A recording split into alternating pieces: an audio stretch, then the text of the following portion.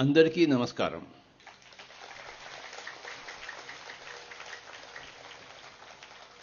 సంజయ్ కింగి గారికి నమస్కారం, గణేష్ గారికి నమస్కారం, పిప్పళ్ళ వారికి నమస్కారం, దత్తు వారికి నమస్కారం, బబ్లు వారికి నమస్కారం, అరుణ్ వారికి నమస్కారం, కిషోర్ గారికి నమస్కారం, పైనున్న దేవతలందరికీ నమస్కారం, భూదేవికి నమస్కారం, పంచభూతాలకు నమస్కారం. ఈరోజు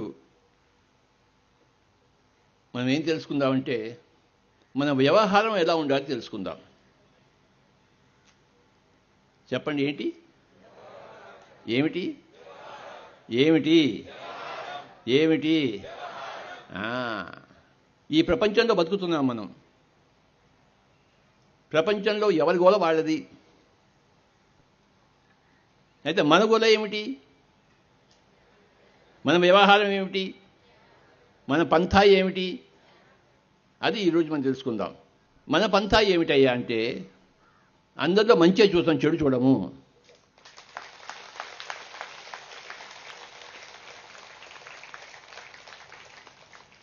సంగీతంలో మంచి సుస్వరాలు ఉంటాయి, అప్పుడప్పుడు అపస్వరాలు వస్తుంటాయి.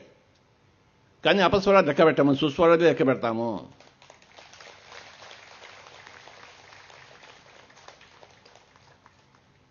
ప్రతి మనిషిలో చెడు ఉంటుంది, మంచి ఉంటుంది. ఆ చెడుని మనం చూడం, ఆ చెడుని మనం లెక్క పెట్టాం, మంచినే చూస్తాం. అది మన వ్యవహారం. కొంతమంది చెడునే చూస్తారు, వాళ్ళకి మంచి వినపడదు, మంచి కనపడదు. ఎక్కడ చూసినా తప్పులే కనబడతాయి వాళ్ళకి.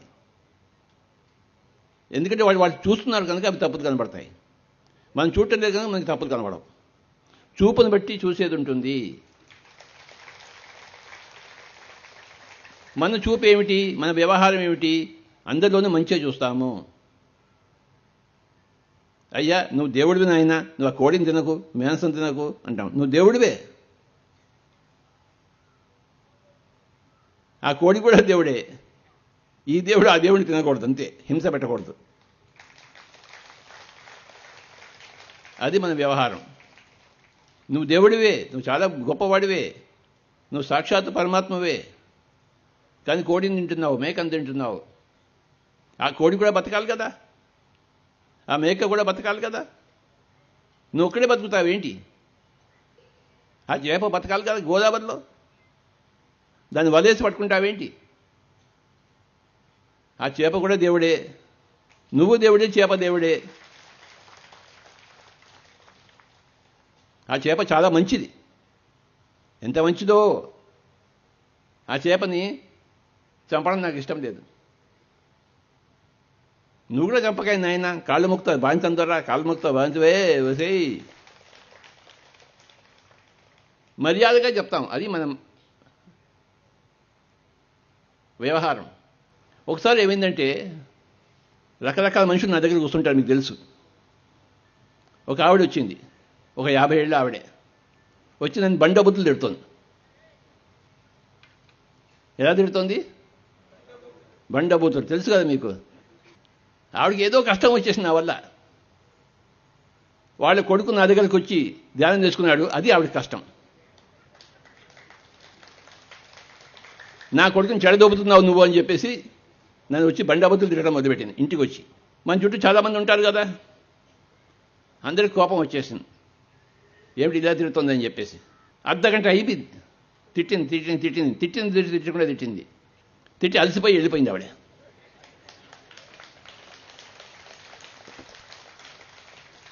చుట్టుపక్కల ఉన్న వాళ్ళంతా ఏమిటండి స్వామీజీ ఆవిడంతా తిడుతుంటే మీద ఊరుకున్నారేంటి, ఆవిడ ఎంత చండాలంగా తిట్టింది, మీరేం చేస్తున్నారు ఆ టైంలో, అర్ధగంట సేపు మీరు ఏం చేస్తున్నారు అని అంటే నేను చెప్పాను, నేను ఆవిడ మాట వినలేదే, ఆవిడ ముక్కు మొహం ఎలా ఉందో చూస్తున్నాను అంతే అన్న. ఆవిడ ఎంత అందంగా ఉందో ఆ ముక్కు, ఆ కన్ను ఎంత బాగుందో, ఆ బుగ్గలు ఎంత బాగున్నాయో, అర్ధగంట సేపు ఆవిడే చూస్తున్నాను. మళ్ళీ దొరుకుతుంది ఆవిడ.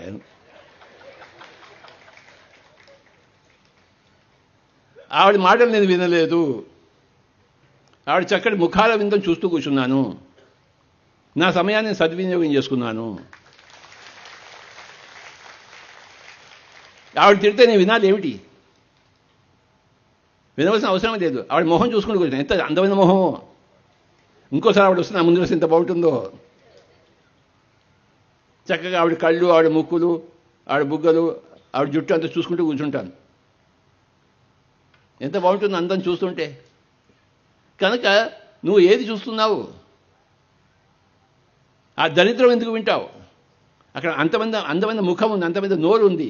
ఆ నోట్లో చూసే మాటలు వినకు. ఆ నోరు చూడు, ఆ పెదవులు చూడు, ఆ లిప్స్టిక్ చూడు, ఎంత అందంగా ఉందో. ఆవిడ అరగంట సేపు నన్ను తిట్టింది, నేను అరగంట సేపు ఆవిడ మోహన్ చూసి ఎంజాయ్ చేశాను.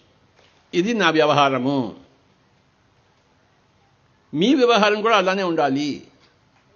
మీ జీవితాన్ని మీరు వ్యర్థం చేసుకోకూడదు. ఎవరైనా ఉంటే వాళ్ళ మాటలు వినండి, ఎవరు లేకపోతే హాయిగా ధ్యానం చేసుకుందాం, సంగీతం విందాం. లేకపోతే ఆ గోదావరి కట్టేది గోదావరిని చూస్తూ కూర్చుందాం. ఎంత బాగుంటుందో గోదావరి చూస్తుంటే. ఆ ఆకాశంలో మేఘాలు చూసుకుంటూ కూర్చుందాం. పక్కన దరిద్రం ఎందుకు చూడాలి నేను? ఆకాశంలో మేఘాలు చూస్తూ కూర్చుంటాను. ఎంత బాగున్నాయో మేఘాలు. ఆ ఎగిరే పిట్టని చూస్తూ కూర్చుంటాను. ఈ పక్కన ఉన్న పనికి వాళ్ళని మాట్లాడటం వింటాను ఏంటి నేను? వాళ్ళు పనికిరాని మాటలు మాట్లాడుతూ ఉంటారు, నేను పనికొచ్చే పని చేస్తూనే ఉంటాను. వాళ్ళ గోల వాళ్ళది, నా గోల నాది. వాళ్ళ గోలకి నా గోలకి సంబంధమే లేదు. పక్క వాళ్ళ మాటలు బాలేవు, వాళ్ళ మొహం చూస్తూ కూర్చోండి. మొహంలో ఏమైనా తప్పుందా? ఆ ముక్కులో ఏమైనా తప్పుందా? నా ముక్కు బాగుందా, మీ ముక్కు బాగుందా? ఎవరి ముక్కు బాగుంది? చక్కగా అందాలు చూస్తూ జీవించండి.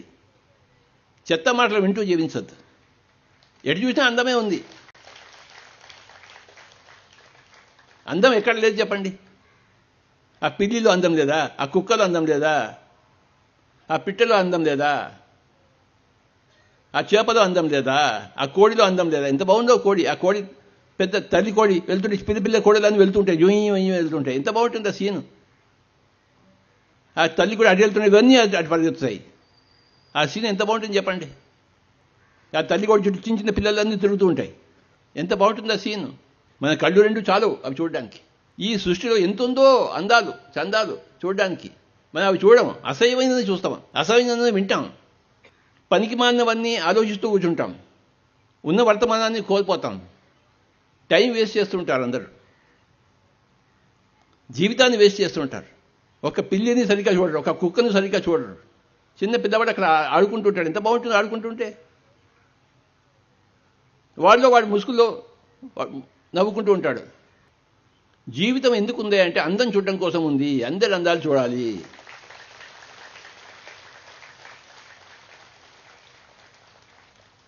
మనం కళా పిపాసి కావాలి. పొద్దున్నే సూర్యోదయం ఎంత బాగుంటుందో, సాయంత్రం సూర్యాస్తమయం ఎంత బాగుంటుందో, పున్నమి చంద్రుడు ఎంత బాగుంటాడో, ఆకాశం నక్షత్రాలు ఎంత వెలుగుతూ ఉంటాయో, వాటి గురించి ఎవడు మాట్లాడితే ఆ పక్క వెద ఉన్నాడు చూశాడు, వాడు ఎంతసేపు ఎక్కడ దూడుతున్నాడు, ఎవరింట్లో దూడుతున్నాడు వాడు. అది మనకు కనబడుతుంటుంది. చండాలం అంతా మనకు అది చూస్తుంటాం, మనం దానికోసం చూస్తుంటాం, అదే దొరుకుతుంటుంది. పక్కవాడి వెధవ పని చూసే బదులు ఆకాశంలో నక్షత్రాలు చూడవచ్చు కదా. చక్కగా బిస్మిల్లా కానీ సంగీతం వినొచ్చు కదా కళ్ళు మూసుకుని. మన వ్యవహారం ఎలా ఉంది? ఒక బుద్ధుడు ఎలా వ్యవహరిస్తాడు, ఒక బుద్ధి లేని వాడు ఎలా వ్యవహరిస్తాడు?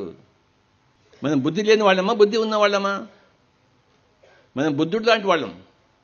మన వ్యవహారం ఎలా ఉండదు? గౌతమ బుద్ధుడిలా ఉండాలి.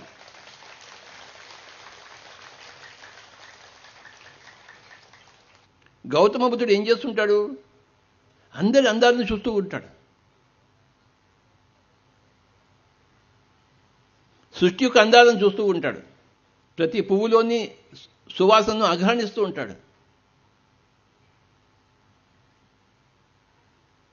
చక్కటి పువ్వులు ఉంటాయి, మనం దాని దగ్గర పోము. ఆ పువ్వు దగ్గర మనం ముక్కు పెట్టాం. మనం ఏమిటో గోల. ఆ పువ్వు ఉంది, ఆ పువ్వు దగ్గర మనం ముక్కు పెట్టాలి.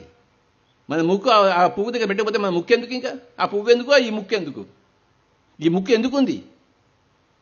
ఆ పువ్వు ఎందుకుంది? ఎప్పుడైనా పువ్వు దగ్గర పోయి ముక్కు పెట్టామా? ఈ ముక్కు ఎప్పుడు ఒక పువ్వు దగ్గరే ఉండాలి. మొక్కలను పెంచాలి, పువ్వులను సృష్టించాలి, పువ్వు దగ్గర మనం ముక్కు పెట్టాలి. అది సరి అయిన వ్యవహారము.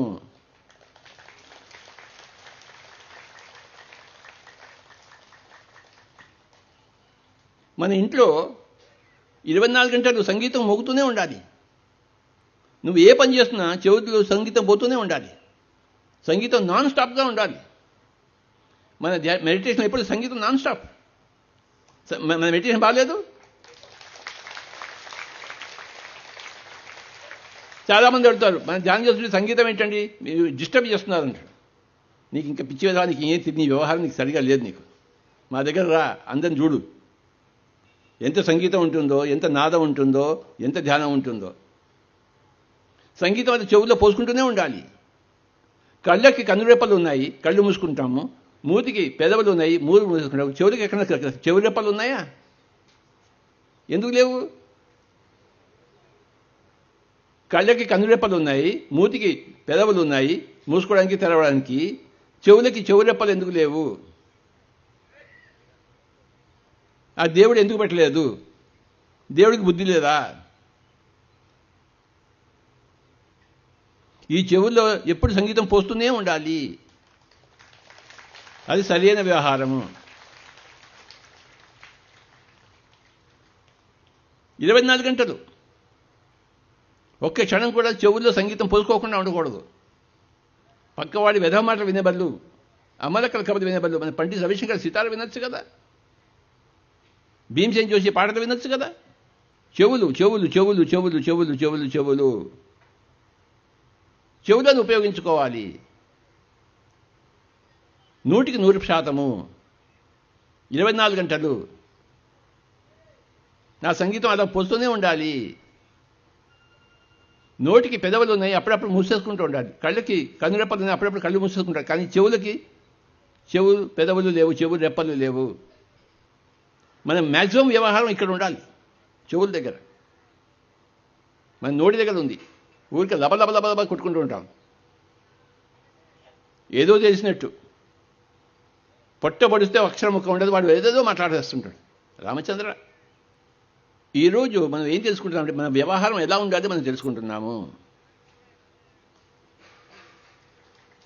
మన వ్యవహారం ఇక్కడ ఉండకూడదు, ఇక్కడ ఎక్కువ ఉండాలి, ఇక్కడ ఎక్కువ ఉండాలి, ఇక్కడ తగ్గించాలి. నోటి మాటలు కట్టిపెట్టబోయి అందరి అనుభవాలు విను. చెవు మనం ఏం చేస్తుంటాం, అందరి అనుభవాలు వింటూనే ఉంటాం. అది మన వ్యవహారము. పొద్దుంచి రాత్రి వరకు మన పిరమిడ్ మెడిటేషన్ ఛానల్ మేము పెట్టుకుని వింటూనే చూస్తూనే ఉంటాము. అది మన వ్యవహారము.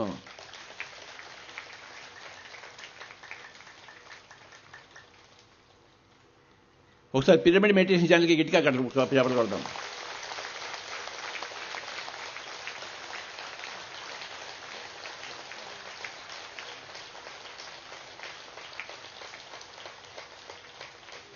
నందా ప్రసాద్ గారికి గట్టిగా చెప్పకూడదాం.